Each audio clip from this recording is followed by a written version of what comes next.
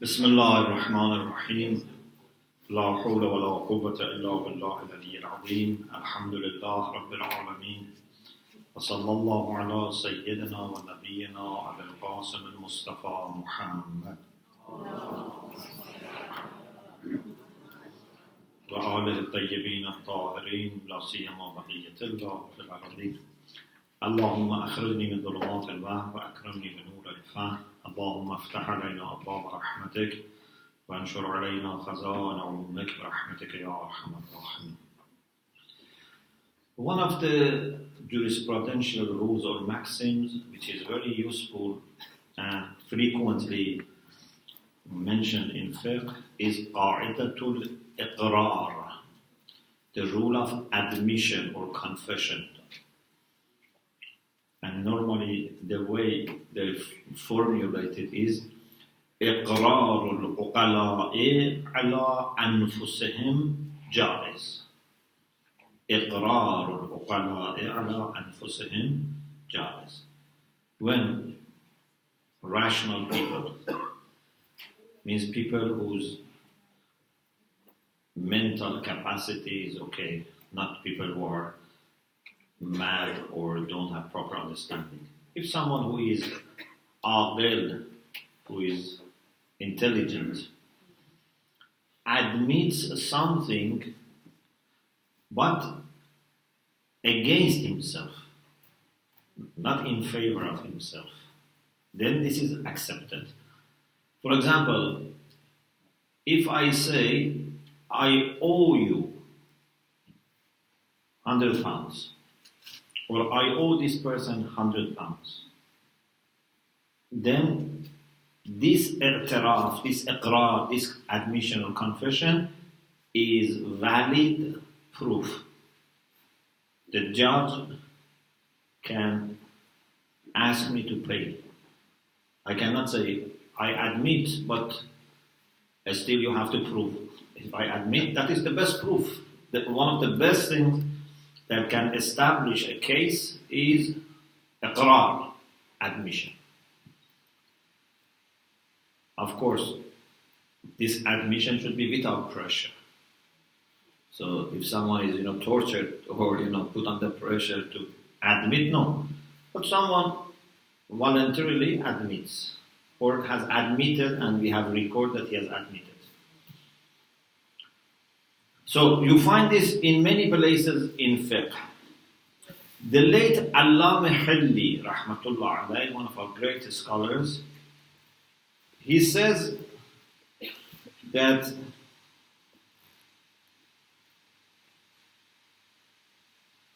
the formula for iqrar is اللفظ المتضمن للإخبار عن حق واجب. Any sentence, any expression that involves informing about a binding right. For example, لَكَ عَلَيَّ. In Arabic, if I say لَكَ عَلَيَّ, means for you on my zimma is something. Or لَكَ عِنْدِي, or لَكَ فِي ذِمَّتِي. There are different ways in Arabic we can say that I admit that I have to pay something to you, I owe you something, I am in debt to you. And Allama Hilli said it is also possible to be in other languages. يَصِحُ الْإِقْرَارِ بِغَيْرِ الْعَرَبِيَّةِ. It can be also in English, in Farsi, in Urdu. اضطرارا واختيارا, whether there is emergency or whether there is choice. Even in normal conditions, you can admit in other languages. And if someone admits something which comes with some measures, for example, if I say, I owe you 10 ratl or man. I don't know, you use man for weighing In Farsi we have man. Man means 3 kilo. Man. But in some places man is heavier. So anyway, if you use a measure, a scale, then it would be understood according to that locality. For example, in Tabriz, man was heavier maybe than Tehran. You know, in Kufa maybe was different from Medina. Or for example, when they say coin, silver coin, golden coin, for example, depending on when and where they spoke, it can be decided what type of coin, silver coin or golden coin.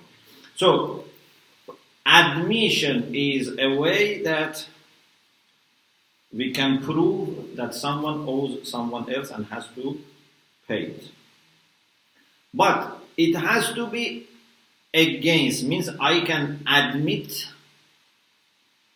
something when it is against me, not in favor of me. I cannot say, I confess this man's house is mine. This is not confession. I can confess my house is for him, but I cannot confess his house is mine. Yeah? Or for example, I cannot confess this woman is my wife. Because you are proving something which is benefiting you. Yeah? That woman may not accept this. So admission is always about something that you are accepting which limits your freedom or brings some responsibility to you. You have to pay, you have to take care of something.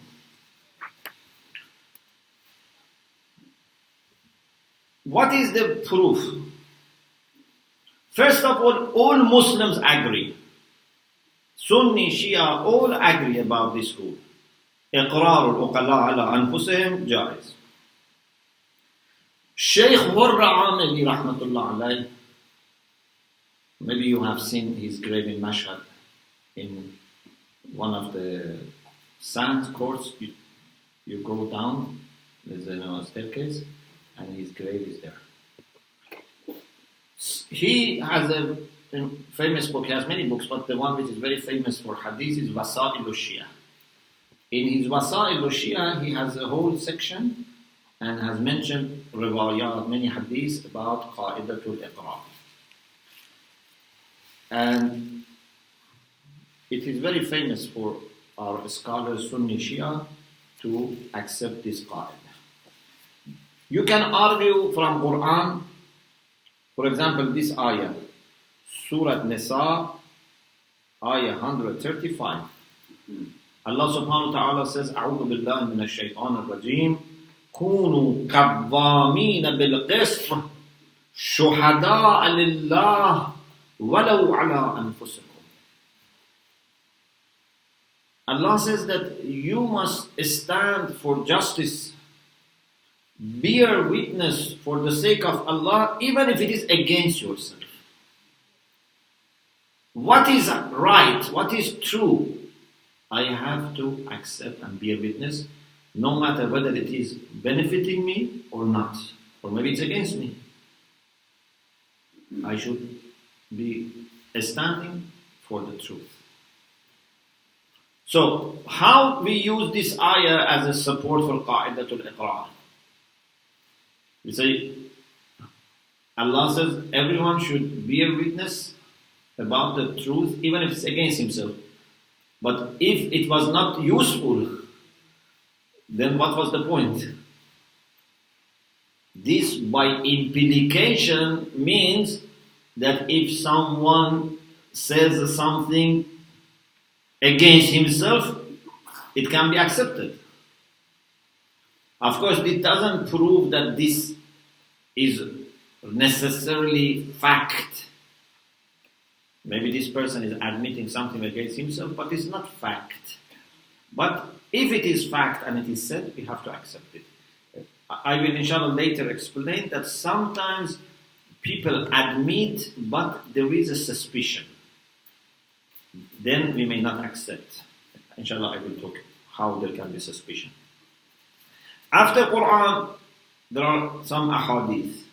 For example, there is hadith Sahih Abdullah ibn Mughayr from Imam Sadiq alayhi salam. So I want to mention this as a test for you.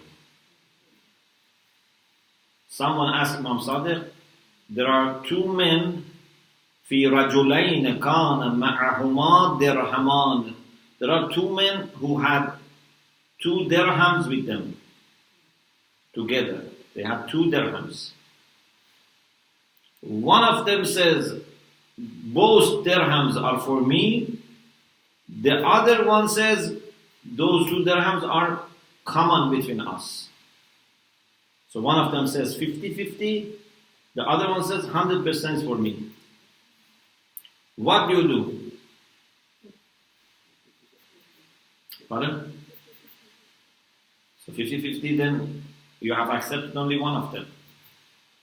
One says 100% for me, means 2 dirhams for me. The other one says 1 for me, 1 for the other one. What should you do? Yes. Pardon?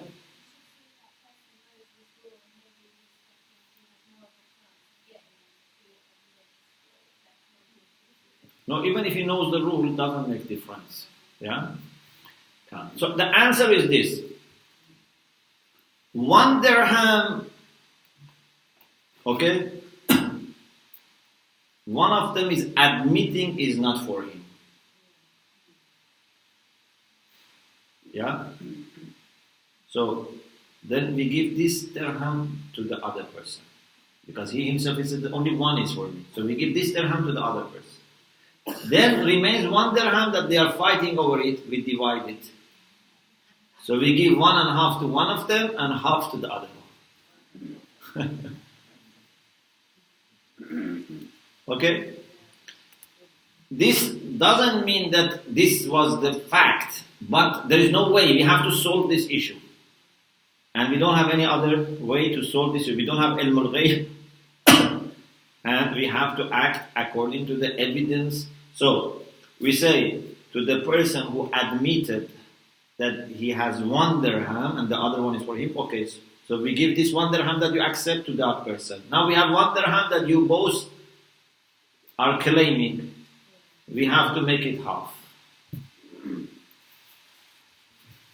Unless, of course, if they have a way to prove, that's another issue, for example. If they have 2 witnesses that says this is, but they have no proof, nothing. There is a hadith, this was Sahih. This was Sahih from Imam Sadiq. There is a famous hadith from Prophet that Sunni and Shia have mentioned, and that has become actually a standard expression. إِغْرَارُ الْأُقَلَاءَ عَلَىٰ أَنفُسِهِمْ جَائِزٌ. The dalala, the indication of hadith is very good, very clear, but the thing is that we are not able to verify the chain of narrators.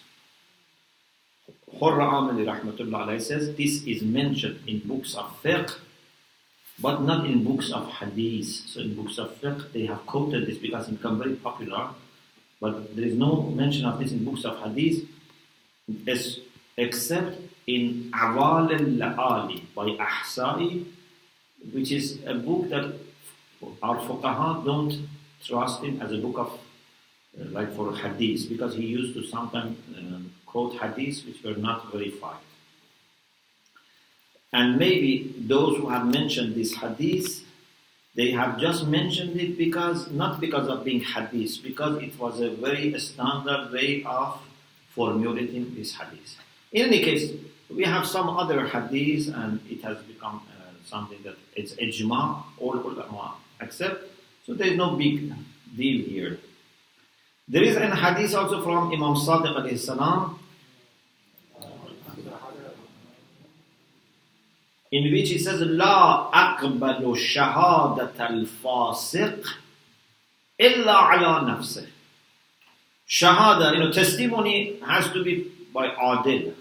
Yeah, we need witnesses who are just, who are righteous. But if someone is fasiq, is sinful, his shahada would not be accepted Allah nafsa, against himself. So if a sinful person says, I owe this person some money, okay, it doesn't, cause problem because he's talking that I owe him. If he says that A owes B, we don't accept him. Because we need two bayyin, two shahada adil, two just witnesses. In most of the cases, we need two. Fasir cannot be witness. But if he admits against himself, that's okay. So, we have many hadiths that in general or in particular cases talk about this qaida. There is no problem about validity of this qaida. We have also seerah of uqala. Even if you go to other communities, other societies, even non-Muslims, they have similar rule and they follow it in their transactions. We just need to discuss few details. One is, what about children? We said it has to be aqil. What about bulugh? Is bulugh condition? Has to be mature or a child? Say no, child admission is not accepted. If a child says, I owe this person money, it's not effective. It has to be adult. It has to be mature and aqil. Another thing is that the person, this is the one that I said I explain later. The one who admits must be not accused of conspiracy. Otherwise we may not accept. For example, maybe in some countries that they have a compulsory military service. Okay, compulsory military service, especially if it's the time of war. People don't want to go maybe to military service 2 years, for example, especially time of war. So a person may say, I stole money of this person so that he would be punished and maybe his fingers would be cut off so that he would be exempted from military service. So by comparison, it's better if I lose my 4 fingers than losing my life. So here we may not accept because there's a suspicion that maybe he wants to gain something from this. Okay? So if there is suspicion, fuqaha may not accept the admission. Another point now I want all of you to pay attention, and it's a second test for you. There are 2 rules which are very similar, but they are not the same. One is qa'idatul iqrar.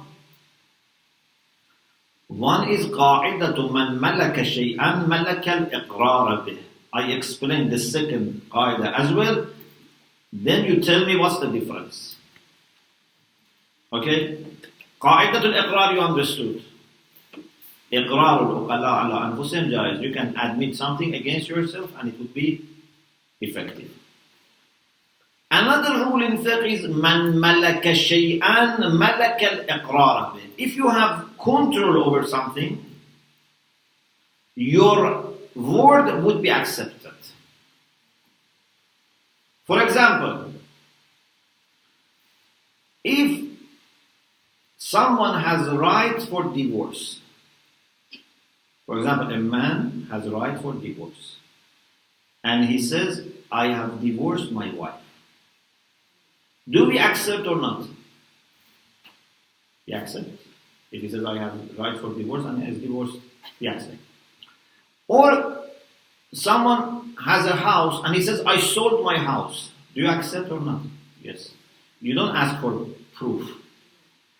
Or if we ask someone to be our wakil, my agent, I said, go and sell my home. And he says, I sold your home. This is the money. Do I accept or not? Yes. Man malaka shay'an malaka al-iqrar bih. whoever is in charge of something and has control over something, we accept what he says. We don't ask him for proof. So what's the difference between these two rules? قاعدة الإقرار and قاعدة من ملك شيئا ملك الإقرار به.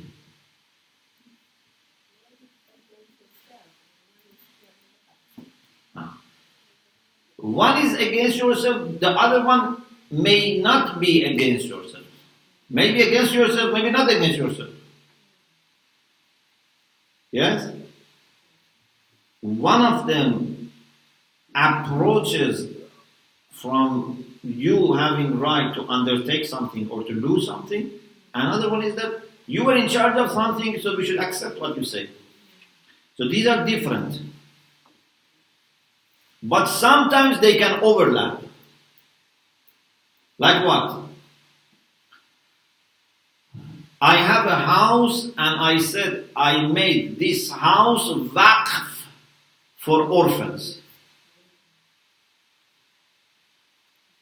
Here both rules can apply. Qa'idatul Iqrar, because I have admitted that this house is no longer mine, belongs to orphans. Also, I was in control. Man malaka shay'an malaka al-iqrar. It's my house. I was in charge of it. I said I have made it waqf. So both rules apply. But if I have been wakil for someone and I sold his house, it's not iqraru ala anfusihim, because I am not losing anything. You accept my word because I was in charge, not because I am losing or undertaking a debt. Is it clear? Another test. This is the third test today. What is the difference between bayyana and iqrar? Bayyana is when you bring witnesses to prove your case. Iqrar is admission. What's the difference? Suppose I bring two witnesses to prove that this person is my wife. Okay? Or I just say that I admit that this is my wife. What's the difference?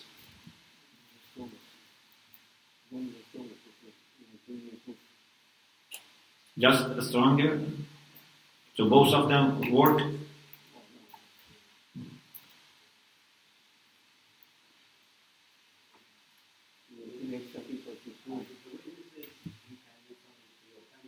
Yeah. If there is bayyana, whether it is in my favor or not in my favor, it works. Yes? Because bayyana establishes the reality. Of course, there is a chance of mistake or those two people, deciding to make a false testimony. But normally, if there are two adil and both bear witness, we can understand the reality. So bayyana is for understanding the reality. And therefore it is binding. Whether it's your favor or against you, it's binding. But iqrar is only binding on the one who is admitting against himself. Okay? So what's the difference then? Let me give you an example. If someone admits that this woman is his wife, and she doesn't accept, then he has to fulfill his right as a husband, but she doesn't need to fulfill the right of that man as a wife does not have responsibility for this man, but the man has responsibility for that woman. Okay? For example, heirs will go to that woman, but that woman does not need to observe this, because iqrar is only against the one who admits, but doesn't force the other person. But if this man can bring bayana that this is my wife, then the wife also has to accept. The court would make it necessary for both parties to recognize this marriage. You understand the difference? So iqrar does not make the fact. Iqrar is just something practical. You say you owe him, okay, give it to him. But bayyana is like establishing the fact. Whether it is your favor or against it, bayyana is enough. Is it clear? So, as summary, one of the rules in fiqh is qa'idatul iqrar. The standard formula is iqrarul uqala ala anfusihim jaiz. If rational, intelligent people admit something against themselves or undertake something on their shoulder, on their zimma, then it is effective. It can be money that they have to pay, or it can be a right that they say someone has, it can be zaman, whatever. And this is accepted by all Muslims. We have hadith for it, we can argue from the Quran. We can say this is also Siri Uqala. And the only thing is that it has to be against, not in favor. Actually, they don't call this iqrar if it is in favor of you. They don't say it's iqrar. If I say that person's house is mine, they don't call it iqrar or admission. Child admission is not accepted. It has to be baligh. Someone who is suspicious, maybe is benefiting somehow from this, would not be also accepted according to some fuqaha. And there is a difference between this qaida and another qaida which says man malaka shay'an malakal iqrar. Whoever is in charge of something, his information or declaration about it would be accepted. These are two things that may overlap. وآخر دعوانا أن الحمد لله رب العالمين.